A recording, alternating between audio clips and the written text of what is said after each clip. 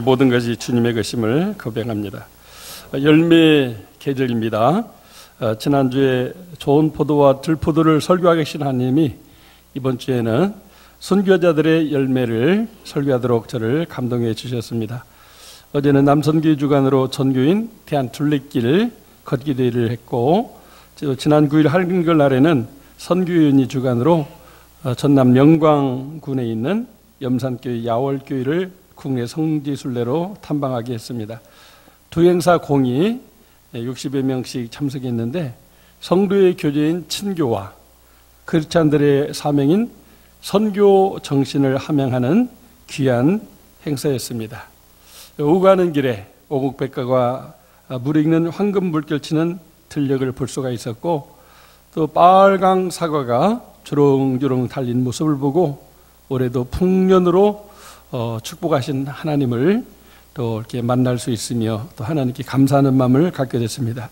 점심 식사는 영광에서는 영광 굴비 정식을 할 수 있게 되었고, 또 태안 둘레길에서는 꽃지 해수욕장 주변에 개국탕이라는 꽃게를 가지고 만든 탕과 태아를 실컷 나누어 먹으면서 또 행복한 시간을 가지게 되었습니다. 우리의 삶이 결국은 열매들의 그 희생 속에서 이렇게 아름다운 삶을, 행복한 삶을 사는 것을 보게 되며, 우리를 창조하신 하나님께 우리는 또 어떤 열매로 되어야 되는가 하는 것을 생각하게 합니다. 정말 우리도 좋은 열매를 맺어서 하나님께 영광 돌 수 있으면 좋겠습니다. 이 시간 전후자로 우리도 좋은 열매 맺읍시다. 한 번 더 인사하십시다. 전후자로 좋은 열매 맺읍시다. 2층에 계신 분들도. 오늘 본문은 스데반 집사님의 순교 이야기입니다. 스데반의 이름의 뜻은 뭘까요? 면류관이라고 합니다. 순교자가 된 스데반은 그 이름 속에 순교자로서 면류관 바를 사람이다 하는 그런 히브리적 어떤 그 세계관이 들어가 있는 것을 보게 됩니다. 순교자의 상급은 면류관이기 때문입니다. 예루살렘 교회 7집사님 중에 첫 번째로 소개되는 분인데, 성령과 지혜와 믿음이 충만한 분이어서 이제 제비 뽑기를 통해서 집사님이 되었고, 교회 재정을 또 수납하며 또 지출해서 굳이 하는 일뿐만 아니라 또 잃어버린 영혼의 구원을 위해서 열심히 복음을 전도하는 전도자의 삶을 살았습니다. 사도행전 6장 15절을 보면 천사의 얼굴처럼 거룩한 광채가 그의 얼굴에 났음을 보게 됩니다. 환상을 통해서 부활 승천하신 예수님이 하나님 우편에 계신 것을 보는 오늘 본문 내용도 보게 됩니다. 정말 신령한 분이었구나 하는 것을 보게 됩니다. 신약 성경에 나오는 세례 요한 이후에 최초의 기독교 순교자가 되신 분입니다. 이제 세례 요한은 순간적으로 목배임을 당하는 이렇게 순교를 했지만, 스데반은 많은 돌을 맞아 이렇게 순교하게 됐는데, 오늘 말씀 마지막에 보면 이제 잠을 자는 모습을 묘사하고 있습니다. 정말 그 많은 돌을 맞을 때 얼마나 아프고 힘들었을까. 그런데 잠을 자는 모습이었다. 천사의 얼굴과 함께 돌에 맞아 죽어 순교하면서도 참 편안한 모습으로 이렇게 순교하였음을 보여주고 있습니다. 스데반의 죽음은 인간적으로 볼 때는 어떤 죽음인가요? 실패한 인생처럼 보입니다. 정말 큰 인물이 될 사람인데 너무 일찍 이렇게 순교를 당하되 비참하게 당해서 참 우리 마음이 아프고 이렇게 슬픈 그런 이렇게 스데반의 모습을 이렇게 보게 됩니다. 율법주의자에 의해서 죽임을 당했기 때문에 율법을 어긴 범죄자로 죽은 사람으로 이렇게 보이게 됩니다.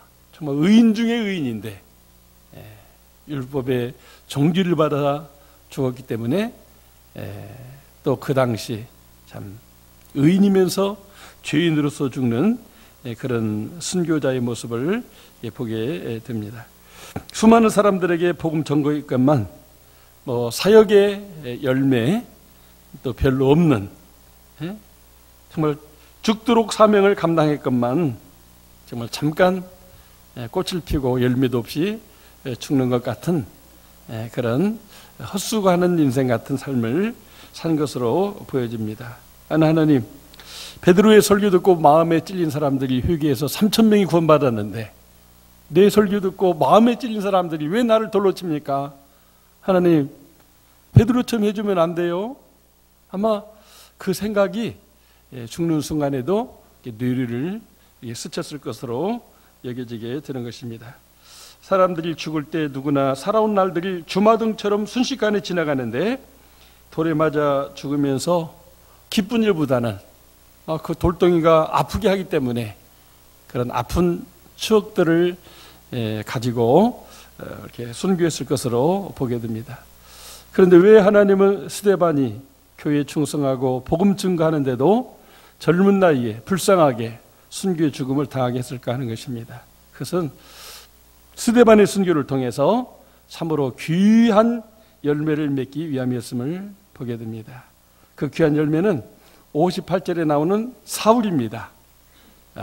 우리 58절 같이 한번 읽어볼까요? 성 밖으로 내치고 돌로 칠세 증인들이 옷을 벗어 사울이라 하는 청년의 발 앞에 두니라. 여기 60절이 끝나는 8장 1절, 사울은 그가 죽임당함을 마땅히 여기더라.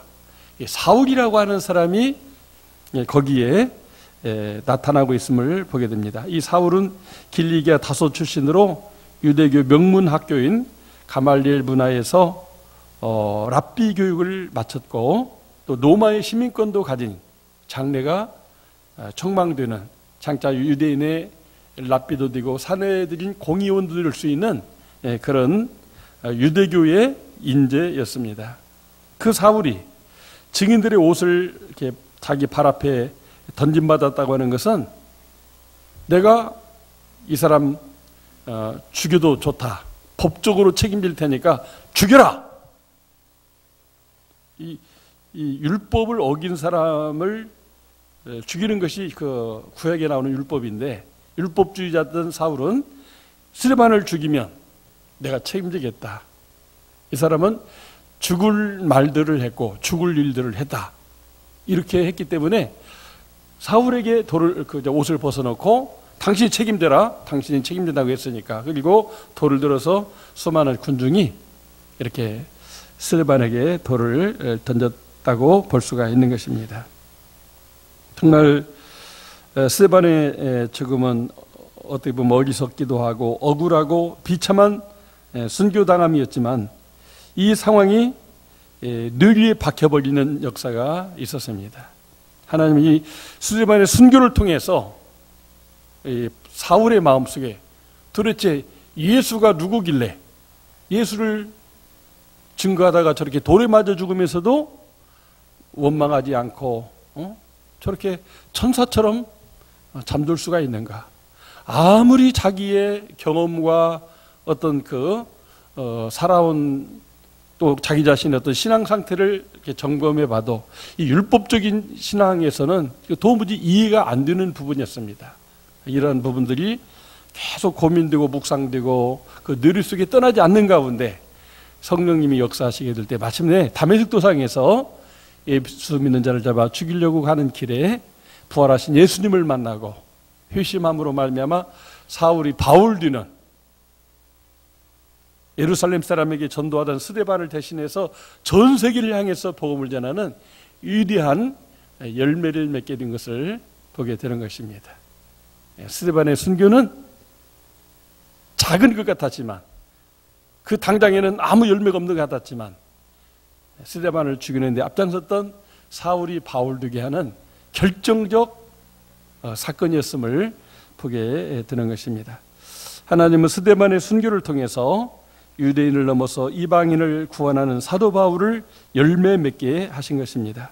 뿐만 아니라 스데반의 순교 이후에 예루살렘에 기독교 박해가 이루어지면서 스데반은 천국으로 와가고 많은 사람들은 남쪽으로는 이집트로 또 구레네로, 구브로로 또는 안디옥으로 소아시아로 아시아로 흩어져 가서 결국 이 스데반의 순교가 어떤 기폭제가 되어서 여기가 좋사오니 하고 예루살렘에 뭉쳐있던 기독교인들이 전 세계 사방으로 뻗어가는 선교의 그런 대역사를 이루는 그런 열매를 맺게 한 것을 보게 되는 것입니다.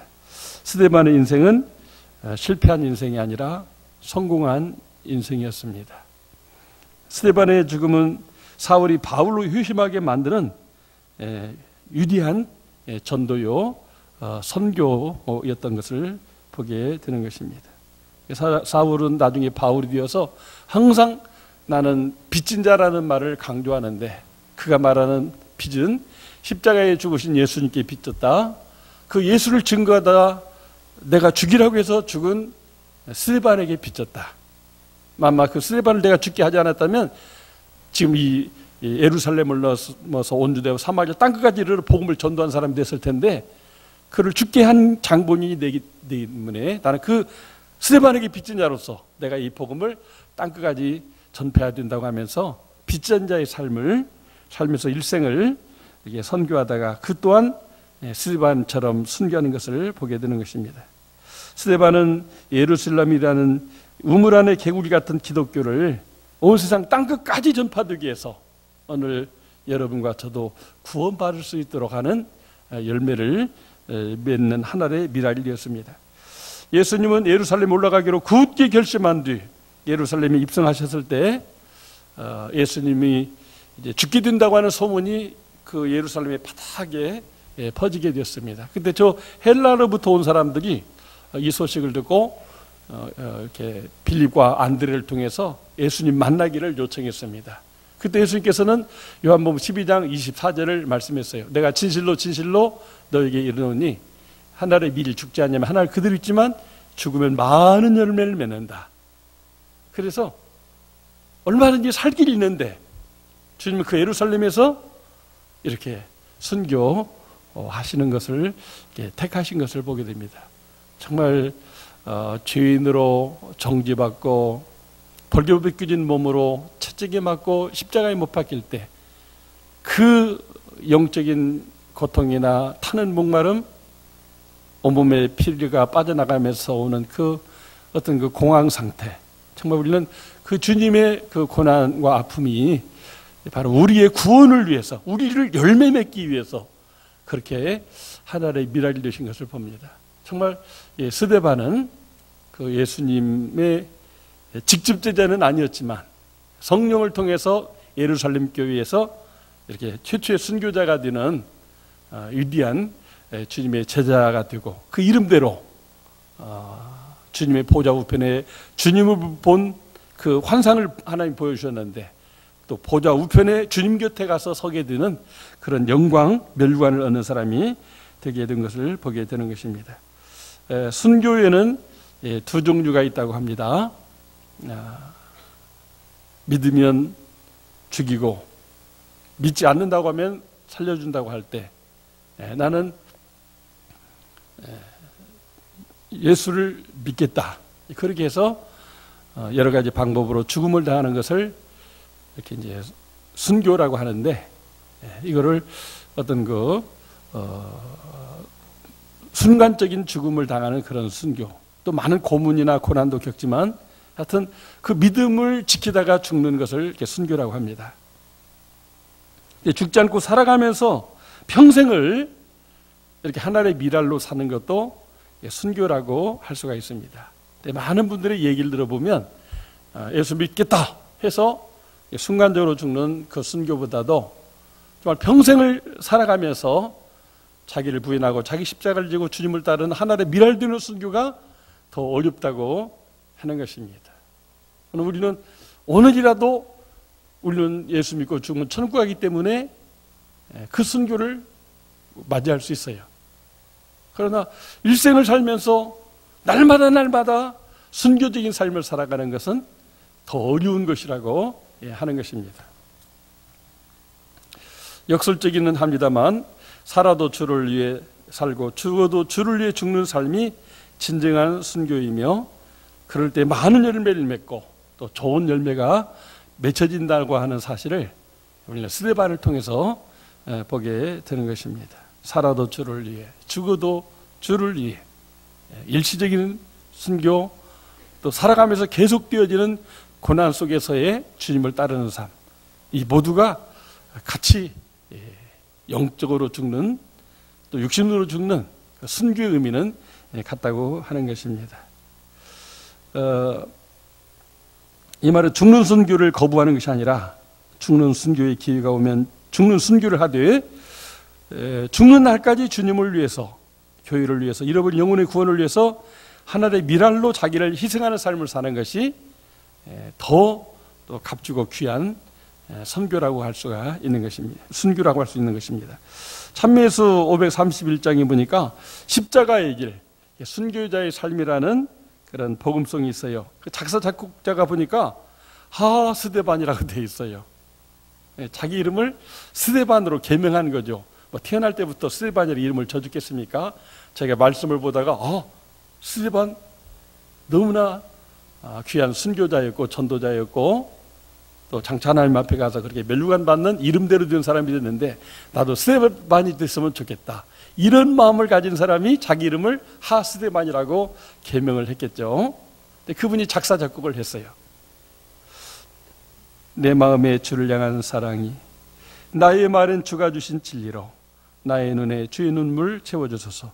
내 입술에 찬양의 향기가, 두 손에는 주를 닮은 섬김이, 나의 삶에 주의 흔적 남게 하소서. 하나님의 사랑이 영원히 함께하리. 십자가의 길을 걷는 자에게, 순교자의 삶을 사는 이에게 조롱하는 소리와 세상 유혹 속에서 주의 순결한 신부가 되리라. 내 생명 주님께 드리리. 아마 그분은 스데반을 묵상하면서 또 내도 스데반처럼 살다 죽으면 좋겠다. 그런 가운데 이런 찬송을, 복음송을 지어서 부르면서 오늘도 순교의 길을 가고 있을 것이라고 생각이 드는 것입니다. 우리들이 추구할 순교자의 삶, 순교자들의 열매는 바로 십자가의 길을 걷는 것이라고 할 수가 있겠습니다. 우리 교회는 지난 9일 한글날에 선교인이 주관으로 전남 영광에 있는 염산교회 야월교회에 다녀왔습니다.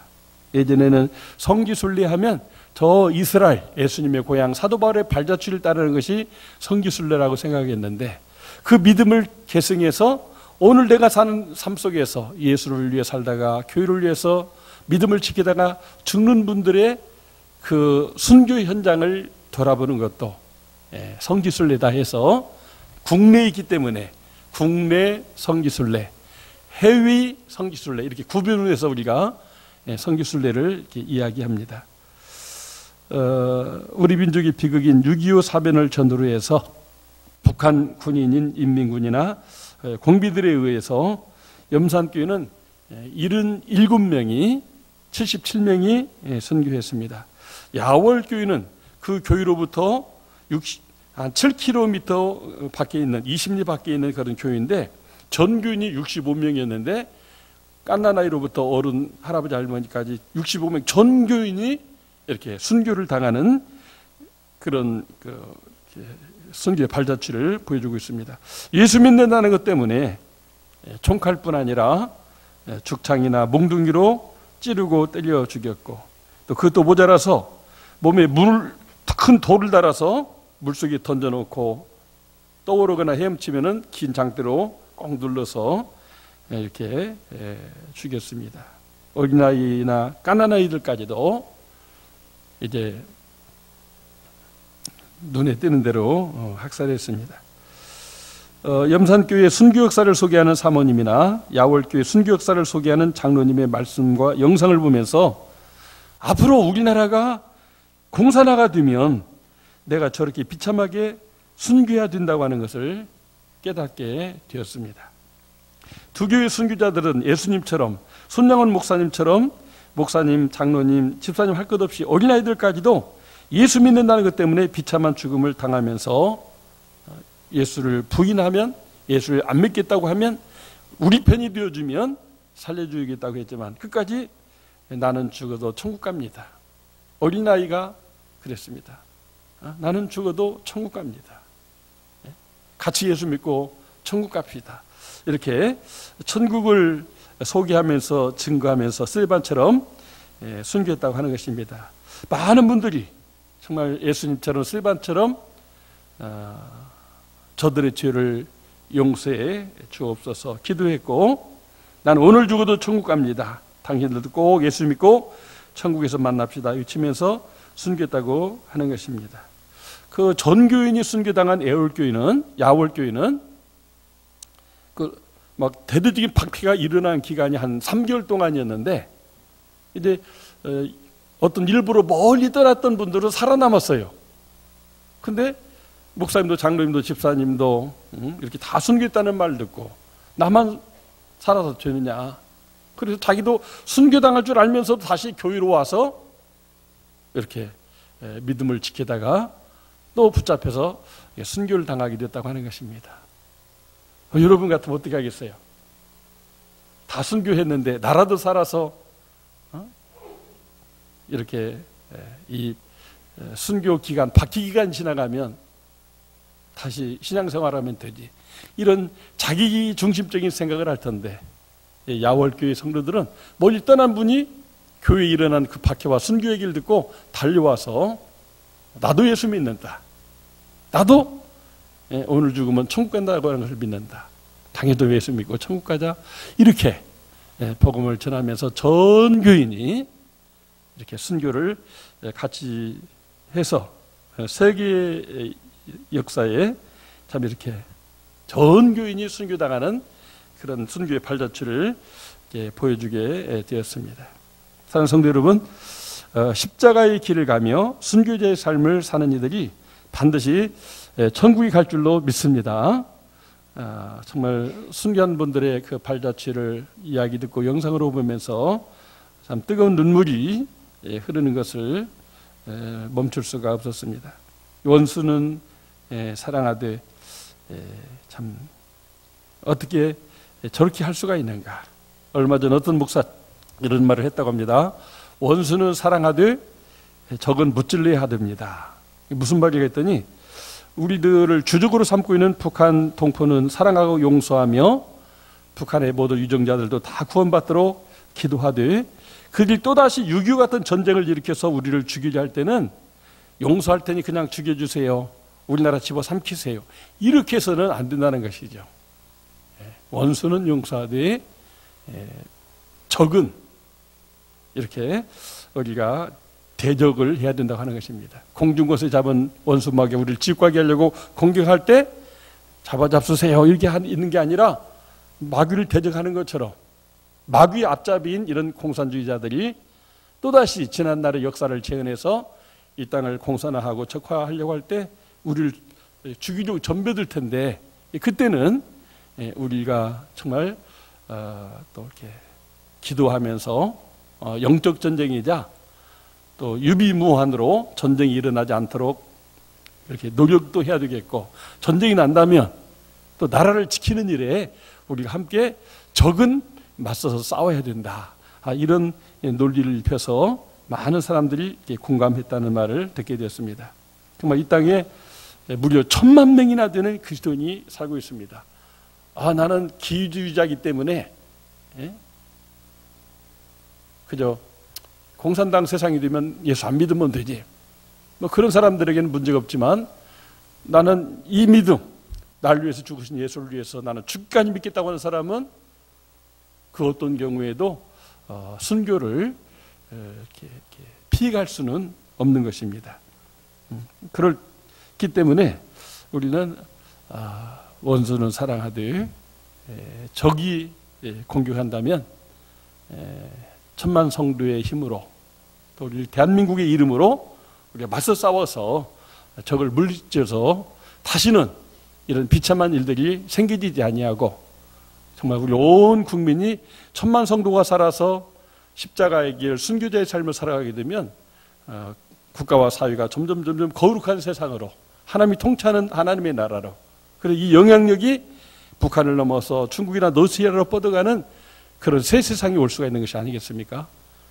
그래서 우리는 정말 기도로 우리 신앙도 지키지만 나라도 지켜야 되고, 또 우리 유비무환의 그런 믿음으로 이런 공산화가 이루어지지 않도록 우리가 또 이렇게 힘을 뭉쳐나갈 수 있어야 되겠습니다.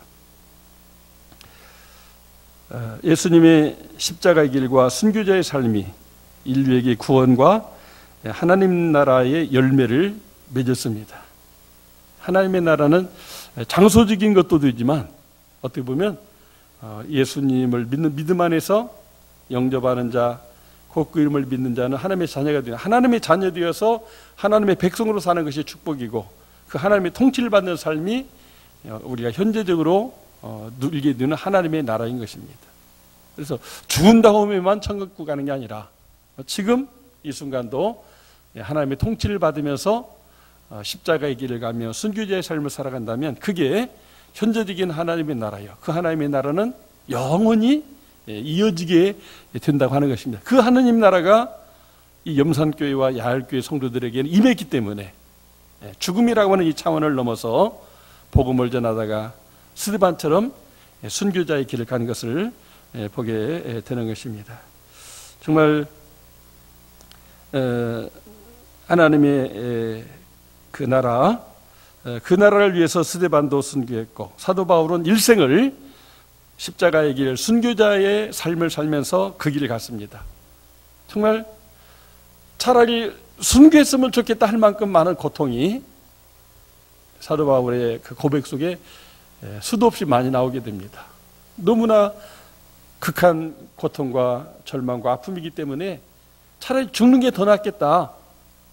그런데도 하나님은 죽지 않고 살아서 다시 오뚝처럼 일어나서 다시 사명의 길을 가고, 사명의 길을 가고, 오늘은 이곳에서 내일은 저곳으로, 오늘은 물속에서 복음 전도하다가 내일은 또 저 산속에서 전도하고, 그래서 마침내 그 시대의 땅끝이라고 할 수 있는 노마를 넘어 스페인까지 가는 세계 선교를 감당하다가 이렇게 마지막에는 다시 노마에 와서 십자가에 목배임을 당하는 순교를 당했습니다. 그러니까 스데반처럼 사도 바울도 순교는 했는데 즉각적인 순교를 당한 게 아니라 그 예수를 30세에 믿었다면 70세까지 40년 동안을 주님을 따르며 날마다 죽고 날마다 복음 안에서 하나님 나라를 건설하는 일에 헌신하고 희생하는 하나의 미랄로서의 그런 삶을 살았다고 하는 것이죠. 그러니까 즉각적인 순교보다 어려운 것은 십자가의 길을 가며 순교자의 삶을 사는 것이 더 어렵다고 하는 것을 보게 됩니다. 하나님은 그렇게 순교를 성령의 은사라고 또 성경에 보여주고 있어요. 아무나 하고 싶다고 하는 게 아니라는 거죠. 하나님이 필요할 때 스데반을 예루살렘 교회에 순교하게 해서 그 예루살렘에 박해가 일어나면서 그 교인들이 전체로 흩어지면서 전 세계 복음화의 어떤 그 출발점이 되게 한 것처럼 하나님이 허락하시는 사람을 통해서 순교가 일어나고 그 순교자들의 열매를 통해서 이렇게 놀라운 구원의 역사와 민족의 그 개화와 또 그 민족을 또 통해서 세계가 선교된 역사가 있게 되는 것입니다. 정말 다 죽고 없어져서 교회가 없어질 줄 알았는데 그 후에 야월교회는 큰 부흥을 이루었고 지금 거기에 순교자 기념관이 세워져서 우리 나라의 그런 수많은 순교자들 200여 명의 그 사진들이 전시되고 그 유품들이 전시되는 그런 교회였습니다. 또 염산교회, 야월교회를 통해서 정말 기라성 같은 많은 순교적인 신앙을 가진 목회자들이 세워지고 총회장을 비롯해서 선교사 목회자들이 이 민족의 복음화에 이렇게 크게 들어 쓰임받는 것을 보게 됩니다. 하나님이 허락하셔서 이루어진 77명의 염산교회 순교나 65명 전원이 순교당한 야월교회 순교는 바로 우리 교회에게 메시지를 주고 있는 것입니다. 전민재일교도 그렇게 할 수가 있겠느냐. 그렇다고 한다면 하나님이 개개인의 삶을 통하여 어떤 사람은 짧은 인생을 살다가는 순교적인 삶이 있을 수도 있고 어떤 사람은 정말 고생이 그렇게 많은데도 긴 생명을 살다가 마지막 주님을 위해서 죽게 되는 순교가 있을 수 있다고 하는 것이죠. 그렇다면 우리 모두, 우리 교회뿐만 아니라 한국교회가 이렇게 십자가의 길, 순교자의 삶을 추구하는 신앙으로 살아가게 된다면 그 하나님의 미래를 통하여 또 좋은 신앙의 열매들, 그리스도인들이 세워지고 또 그런 교회를 통해서 그런 순교하는 교회들이 세워지게 되면서 민족이 복음화되는 날로 발전해 갈 수 있다고 하는 것입니다.